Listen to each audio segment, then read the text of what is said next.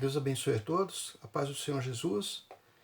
Eu queria, nesse grupo familiar, dar continuidade ao nosso estudo de oração, né, e jejum, como a gente falou no domingo.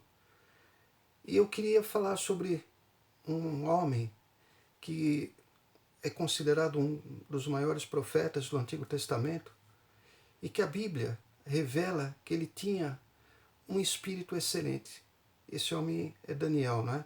Então eu queria convidar você a pegar sua Bíblia e nós lermos juntos, lá no livro de Daniel, né, logo depois de Ezequiel, Daniel.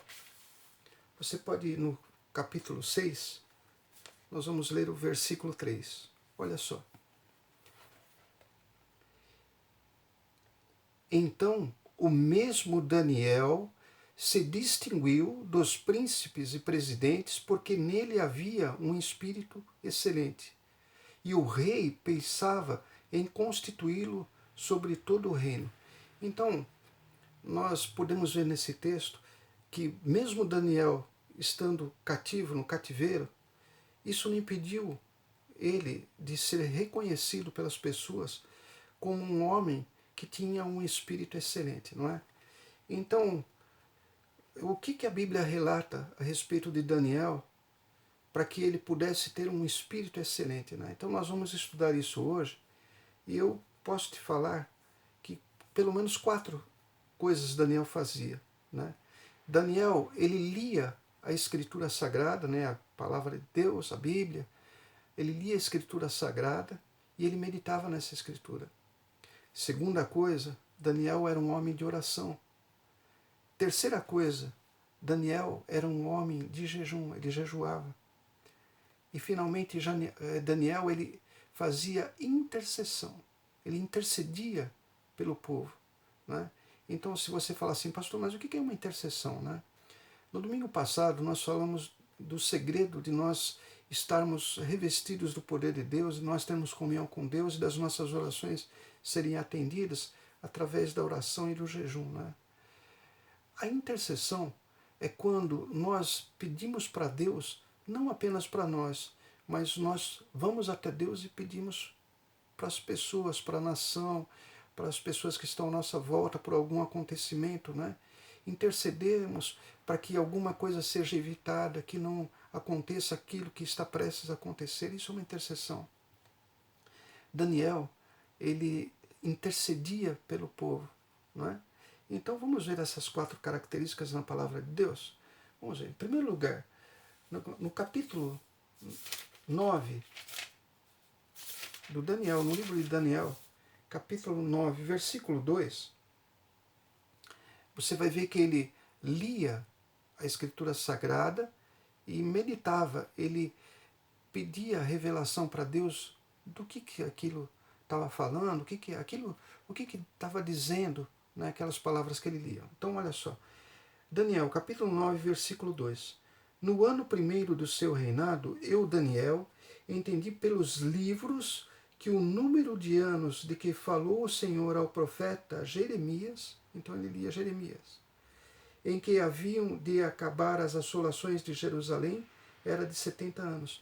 Então, por ele procurar a Escritura Sagrada, ele tinha a revelação das coisas que iriam vir, porque a palavra de Deus ela trazia a revelação disso, né? Daniel ele então estudava a Escritura, né? E ele fazia com que assim os ensinamentos da Escritura tivessem no coração dele. Isso ia acrescentando para ele sabedoria, não é?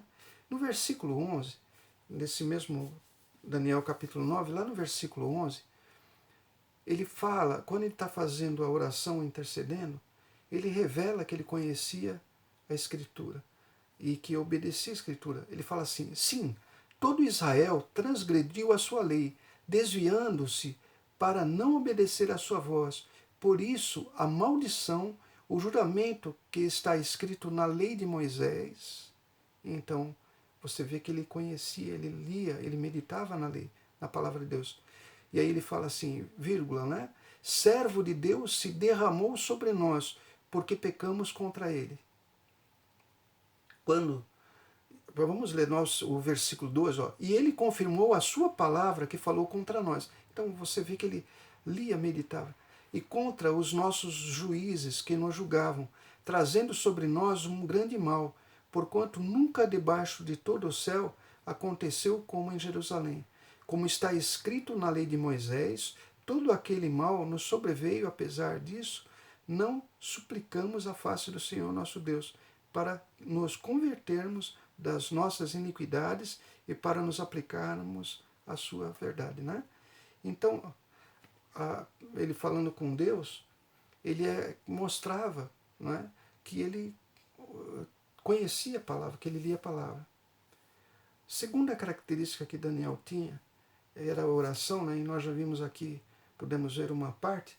Nós podemos ir agora no capítulo 6, voltar lá no capítulo 6, versículo 10, olha só. Voltando então no capítulo 6, fala assim: Daniel, pois, quando soube que a escritura estava assinada, entrou em sua casa, olha só, ora, havia no seu quarto janelas abertas da banda de Jerusalém, e 3 vezes ao dia se punha de joelhos e orava, e dava graças diante do seu Deus, como também antes costumava fazer. Amém? Então eu queria te chamar a atenção para isso. A oração que Daniel fazia lá no seu quarto, ele fazia como de costume. Ou seja, ele tinha uma vida de oração. Quando o rei assina um decreto impedindo as pessoas de buscarem Deus, o Deus verdadeiro, não é? Ele não foi por isso que ele começou a orar, ele já tinha uma vida de oração. Ele agora apresenta o seu pedido, não é? Para que Deus interceda. Mas por aqui você vê que Daniel orava a Deus 3 vezes ao dia. Ele tinha uma vida de oração. E que essa vida de oração que ele tinha, não é, fazia com que ele tivesse a comunhão com Deus e o seu espírito se fortalecesse. Amém? Terceira coisa, Daniel, ele era um homem que fazia jejum. E por isso ele vigiava. Pastor, o que o jejum vigia? O jejum vigia a nossa carne para que a gente não entre em tentação, né? Quando nós praticamos o jejum, a gente permanece na palavra de Deus. Lembre-se que nós vimos até domingo passado, Jesus pedia, né? Orai e jejuai para que não entreis em tentação, né? Que tentação? A vontade da carne, quando ela não é de acordo, não está em harmonia com a palavra de Deus, né? Então, quando a gente vê Daniel capítulo 10, versículo 2, olha só, presta atenção, esse é conhecido como o jejum, né, de Daniel. Naqueles dias, eu, Daniel, estive triste por 3 semanas completas. 3 semanas, né? 21 dias, né? Manjar desejável não comi. Nem carne, nem vinho entraram na minha boca. Nem me ungi com unguento, até que se cumpriram as 3 semanas. Amém? Então você vê por aí que quando Daniel fazia jejum, ele não deixava simplesmente de comer. A finalidade dele com o jejum era dominar a carne. O que é dominar a carne? Dominar a carne é dominar as paixões, as concupiscências, dominar aquilo que no mundo oferece de prazer, dominar aquilo que nosso estômago sente bem, não é? Mas que não é necessário. Então ele não comia o quê? Ele não comia coisas desejáveis, mas ele não deixava de comer. Ele não sacrificava a sua saúde. Amém? Ele sacrificava as suas vontades, quando essas vontades impediam ele de permanecer na palavra de Deus, quando essas vontades tiravam ele do melhor que ele podia fazer, né? E esse jejum, né, quando ele, aqui eu acabei de ler, Daniel já fazia isso desde o princípio. Ele e seus amigos, né, que vieram, né, para o cativeiro. Vamos ler em Daniel capítulo 1, versículo 8. Olha só. Se você achou aí, depois você pode procurar com calma, né? Mas aí está escrito assim: e Daniel assentou no seu coração, quer dizer, trouxe para o coração dele uma vontade, né? Não se contaminar com a porção de manjar do rei, nem com o vinho que ele bebia. Portanto, pediu ao chefe dos eunucos, o eunuco seria o assistente, né, do governo, do governador, do imperador, né, do rei. Olha só, então ele pediu ao chefe dos eunucos que lhe concedesse não se contaminar. Então ele pede para que ele não precisasse se contaminar. Eu pergunto assim, quem que não gostaria de comer a comida do rei? Quando o próprio rei concedia esse privilégio, né? Privilégio para as pessoas normais. E aí no versículo 9 fala assim, ora, Deus deu a Daniel graça e misericórdia diante do chefe dos eunucos. Né? E disse o chefe dos eunucos a Daniel, tenho medo de meu senhor o rei, que determinou a vossa comida e a vossa bebida, porque veria ele os vossos rostos mais tristes do que os dos jovens ou mancebos, né? Que são vossos iguais, assim arriscareis a minha cabeça para com o rei. Ele está querendo dizer o seguinte, o rei deu uma ordem, se eu não cumprir, e ele olhar vocês, e vocês não estiverem bem, quem vai pagar sou eu. É isso que o eunuco disse. Então disse Daniel, olha só, ao dispenseiro a quem o chefe dos eunucos havia constituído sobre Daniel, Ananias, Misael e Azarias. São os 4 jovens, né? Aí Daniel fala assim, experimenta, peço-te, os teus servos 10 dias, fazendo, olha só, que nos deem legumes a comer e água a beber. Você vê que ele pedia legumes e água, ele evitou a comida real, as guloseimas, os pratos, sabe, tudo aquilo que era bom para manter o quê? Uma alimentação saudável. Daniel, mais uma vez, ele não queria sacrificar a saúde dele. Ele não era uma pessoa insensata, ele era prudente. Ele queria sacrificar as vontades dele, as vontades das coisas prazerosas. Essas comidas que o rei oferecia, provavelmente eram todas oferecidas a ídolos. Então ele sabia que aqueles pratos que chegavam na mesa dele, que chegariam na mesa dele, as bebidas, eram todas coisas que, apesar de serem gostosas, elas estavam consagradas a um Deus que não era o dele. Então ele resistiu firme. No versículo 13 fala assim, então veja diante de ti o nosso parecer, ele está falando, né, para o dispenseiro, e o parecer dos mancebos que comem a porção do manjar do rei, e conforme veres, te hajas com os teus servos. E ele, olha só, e ele conveio nisto, e os experimentou, né, 10 dias, como ele tinha pedido. Deus tinha concedido essa graça para ele, que o dispenseiro, o eunuco, atendesse a ele. E ao fim dos 10 dias, apareceram os seus semblantes melhores. Eles estavam mais gordos do que todos os mancebos que comiam porção de manjar do rei. Então eles estavam melhores, eles estavam mais fortes. Desta sorte, o despenseiro, olha só, tirou a porção do manjar deles e o vinho que deviam beber. Ele lhes dava legumes. Ora, agora presta atenção no versículo 17. Ora, a esses 4 mancebos, Deus deu o conhecimento, a inteligência em todas as letras e sabedoria. Mas a Daniel deu entendimento em toda a visão e sonhos. Então você vê, é isso que eu queria até falar de uma forma mais abrangente sobre o jejum. Jejum não é deixar de tomar remédio, jejum não é deixar de beber água, jejum não é isso. Jejum não é sacrificar o corpo, é sacrificar desejos, prazeres e vontades. Não adianta você passar sem comer e assistir um programa que é totalmente contrário à palavra de Deus. Não adiantou nada, você só fez um regime. Jejum, ele é algo, como eu disse, espiritual. O jejum, ele tem que ser acompanhado de atitudes espirituais. Né?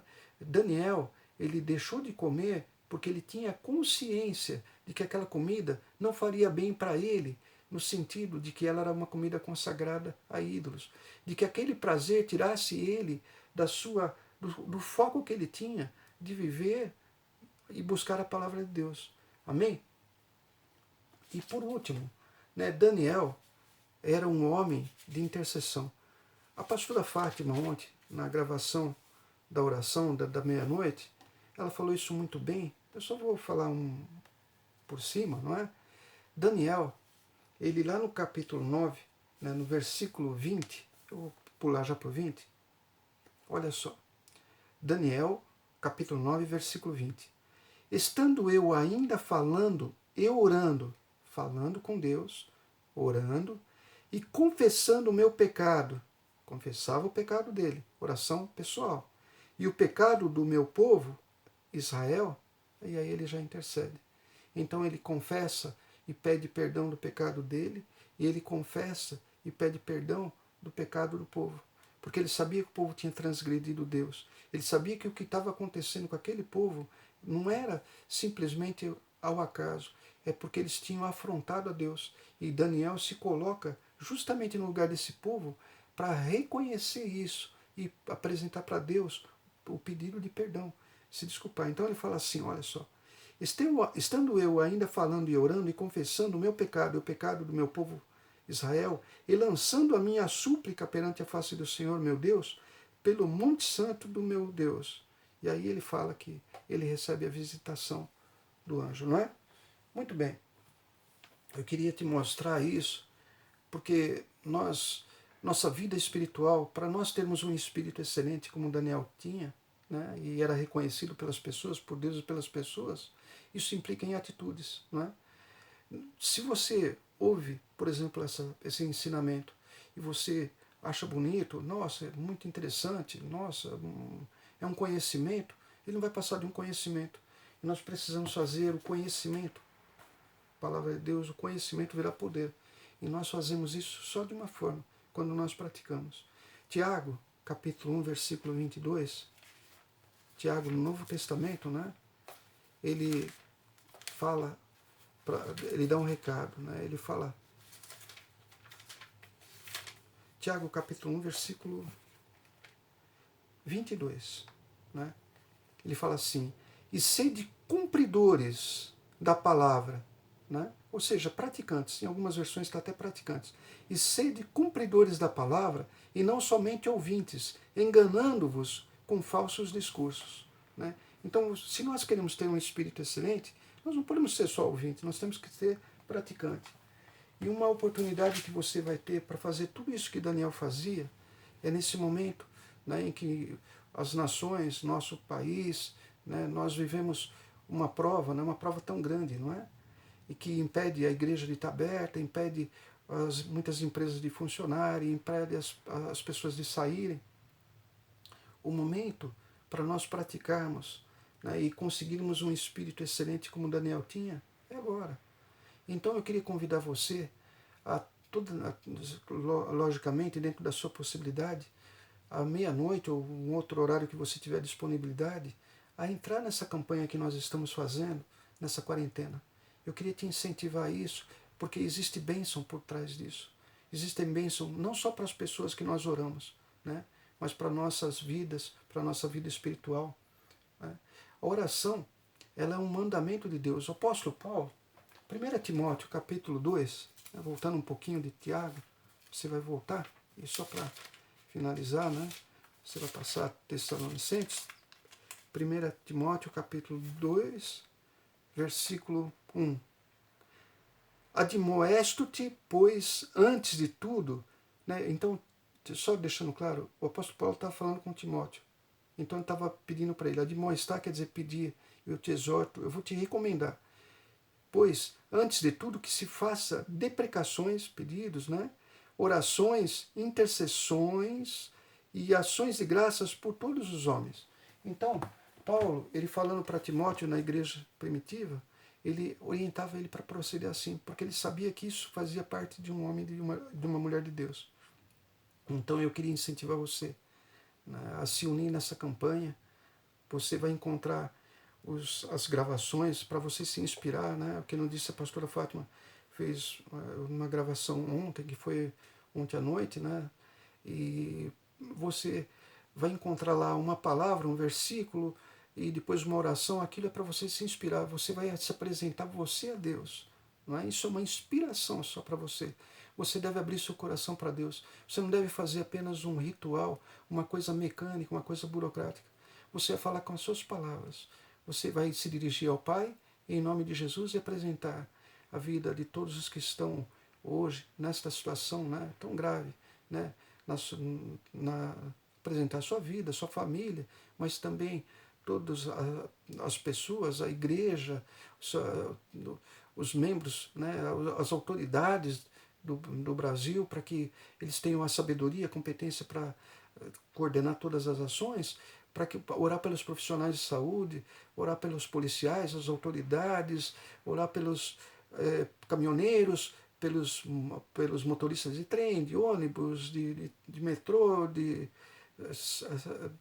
orar pelas pessoas que trabalham nos supermercados, nas farmácias, para atender a população. Elas precisam de oração. E eu creio que se você entendeu essa palavra, eu não preciso falar mais do que eu falei para convencer você. O Espírito de Deus, não é, que faz parte de tudo que eu comecei a falar, e está nessa pregação, ele vai falar com você. É as tuas palavras, como nós dissemos, é o teu modo de orar, mas Deus quer ouvir a nossa voz. Amém? Então eu queria convidar você a baixar sua cabeça, fechar os seus olhos. Meu Deus e meu Pai, em nome de Jesus, nós queremos te agradecer por esse ensinamento, assim como Daniel teve um espírito excelente, reconhecido por ti, Senhor, e pelos homens também, meu Pai. Nós queremos buscar esse espírito excelente.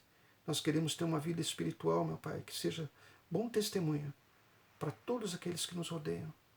E também, meu Pai, nós queremos clamar pelas vidas, meu Pai, por todas as vidas que estão envolvidas. Nós queremos te apresentar todas as vidas que estão passando nesse momento por dificuldades e pedindo para que o Senhor as alcance. Que o Senhor nos guarde, nos abençoe e nos proteja, meu Pai. E domingo, no próximo domingo, nós estaremos novamente num culto virtual. Em nome de Jesus. Amém. Amém. E você que crê, fala também amém e graças a Deus. E até a nossa próxima reunião, em nome de Jesus.